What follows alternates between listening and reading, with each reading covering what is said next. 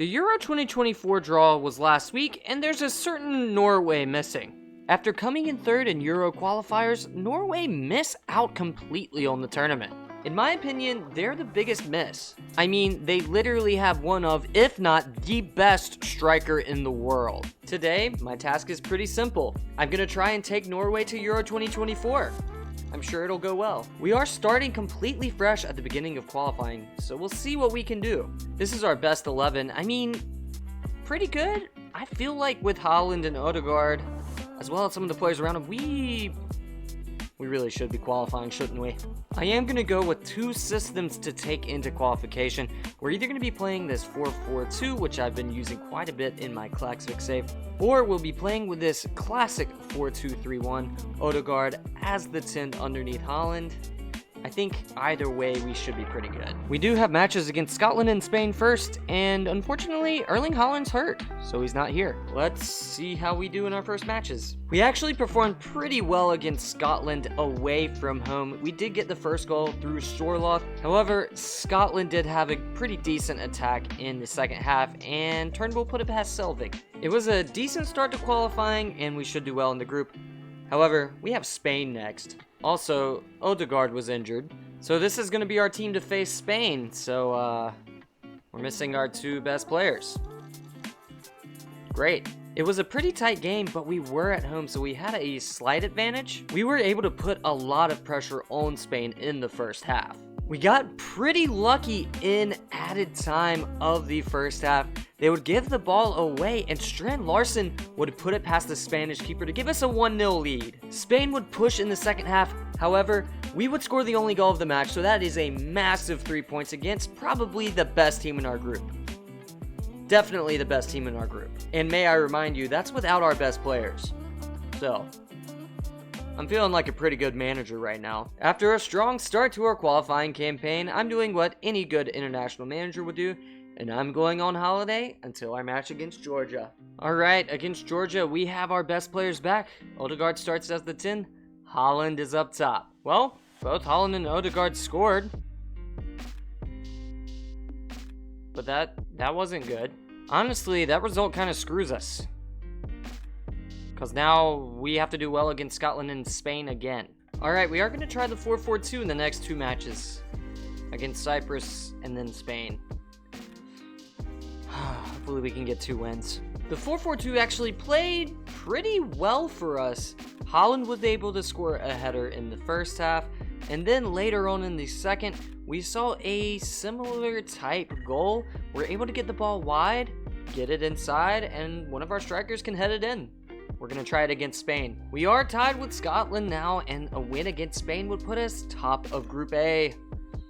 Crossing my fingers. Well, I don't have any goals to show you, but we outperformed Spain in Spain.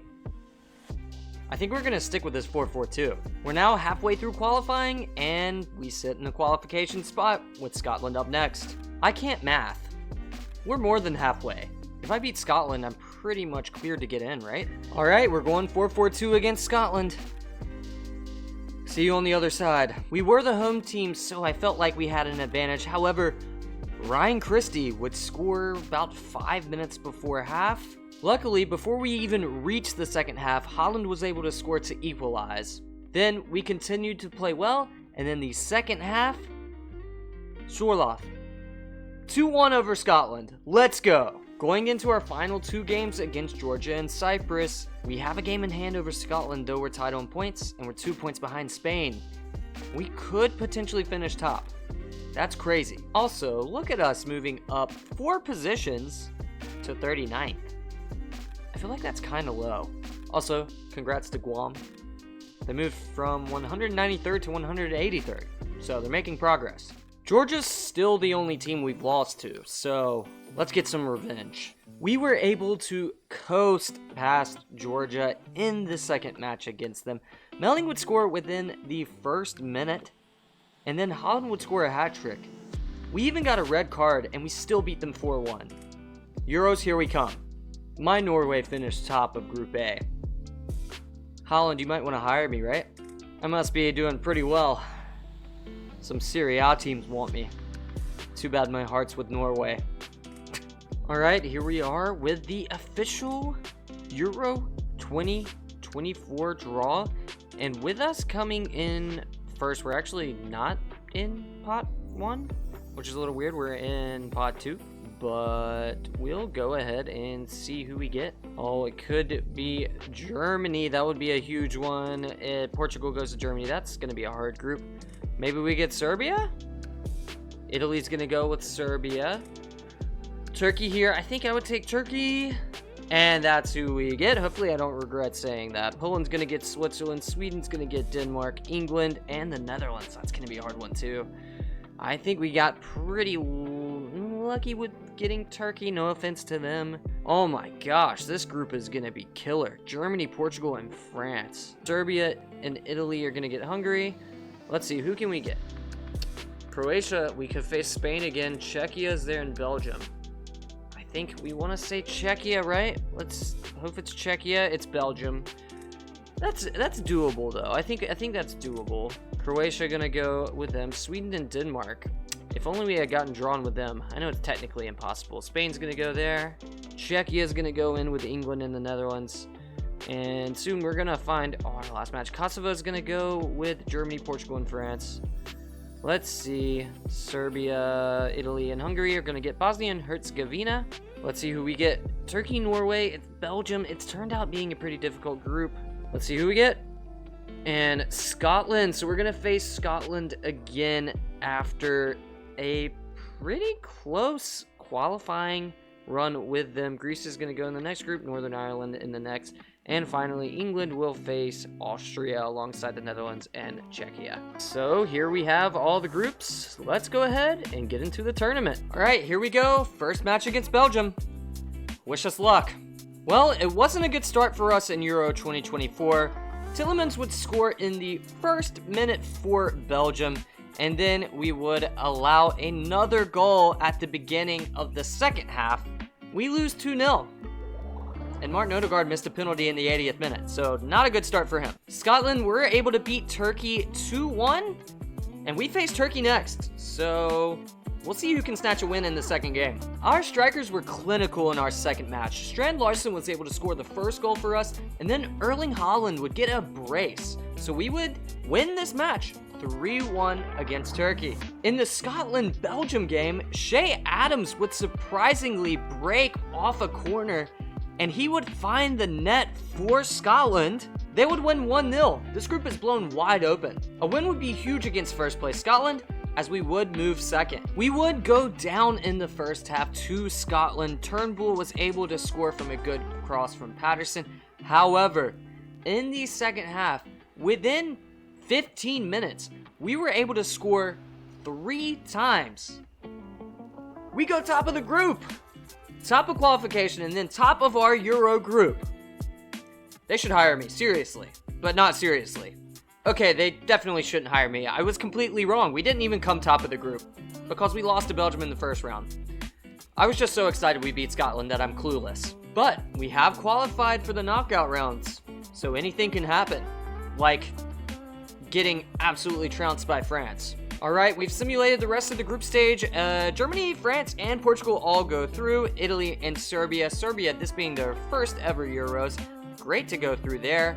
Scotland is going to go through with ourselves and Belgium. Our Scandinavian rivals, Sweden, miss out, though Denmark do make it, with Spain in Group E. Croatia, Poland, and Switzerland all go through. Poor Greece, 0 points. And then in Group F, the Netherlands, England, and Austria. I don't know how long we're going to make it. I mean, we've got some really heavyweight teams in here. We also get to play the hosts in our first knockout game. Great. We were absolutely dominated in this match. We held them in the first half despite only getting 1 shot in the entire game. Then Gnabry would score early on in the second. We would get a red card. They would score again. We would get another red card. And we're out. Here's how the rest of the tournament went. Obviously, we went out to Germany early, and they were able to get past Portugal and the Netherlands on penalties to get to the final against France. France made their way past England after making their way past Belgium, so We have two heavyweights that were in the same group in the final. Alright, let's see what happens in this final. So far, Germany in their 3-4-3 have been more in possession. I say more in possession instead of on top because in reality, we haven't seen a ton of chances. That was one of the best ones so far. We're in the second half now. We'll see if France can hold off Germany or if Germany can show how clinical they can be and score. Alright, France able to win it here. Mbappe slips it through for Camavinga. Camavinga's open. Ter Stegen. Ter Stegen? Whatever. What a save. France have gone with a more counter-attacking style this half, and it's paying off. They have a higher XG, but here Germany has a chance. Kimmich with the ball in the box. It's blocked. Saliba clears. Still in Germany's possession. Yeah, France is going to try and counter. Germany's trying to push through. We'll have to see if one of these sides can give. The answer to that question is no. Off to extra time we go. Absolutely nothing happened in extra time, so we move straight to penalties. Rabiot up first, and he slots home. Next is Emre Can stepping up, and he misses. Germany, come on. You can't lose at home after getting this close. Griezmann's going to try and pile on the pressure, and he slots home. Kimmich, he's got to score this. He sends Maignan the wrong way. I hope I said his name right, too. Here comes Maxi, oh, that's Saint Maximin. I didn't know that. Pretty good finish, but Ter Stegen could have gotten to that. Germany's captain stepping up here. Gundogan with the hit. He didn't even stop to think. All right, Diaby. If he makes this, France will only need one more to win. Ter Stegen almost gets to it. All right, Hoffman stepping up here. He has to make this to force France to make one more. Germany. Germany. Here you have it. France win Euro 2024. Germany. So close. Honestly, would German fans take getting to the final? Back to how we did with Norway. I mean, I'm pretty happy. We went out to Germany, who made it to the final and only lost some penalties to France. I mean, I think I did pretty well, right? If you're still here, thanks for watching. Consider liking the video and subscribing to get this out to more people. If you want to see another video similar to this, check out this simulation.